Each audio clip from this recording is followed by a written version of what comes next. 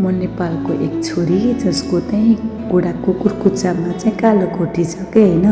यसको मतलब चाहिँ आमाहरूले भन्नुहुन्थ्यो तिमी टाढा पुग्छौ भनेर के होइन। अनि म चाहिँ जर्मनी आएको पनि टन्न भएको छ होइन। मलाई त म जहाँ जान्छु त्यहीँकै खानेकुराहरू, त्यहीँकै भाषाहरू, त्यहीँकै कल्चरहरू हुन्छन्, त्यसमा भिजेको चाहिँ मनपर्छ क्या मलाई चाहिँ होइन। अनि तर घरबाट टाढा भइसके पछाडि त होइन, कहिलेकाहीँ चाहिँ सोचेर ल्याउँदाखेरि त एकदमै स्याड अनि एकदमै आइन्जाम कि एक्लोपना चाहिँ आउँछ क्या मलाई नै होइन।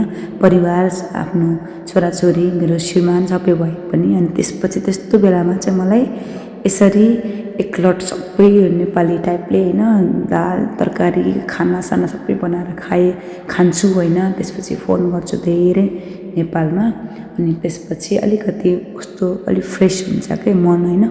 अनि हामी त्यही सधैँ नेपाली खाना खानेमा पर्दैनौँ। अनि कहिलेकाहीँ त्यसरी खाँदाखेरि छुट्टै आनन्द हुन्छ।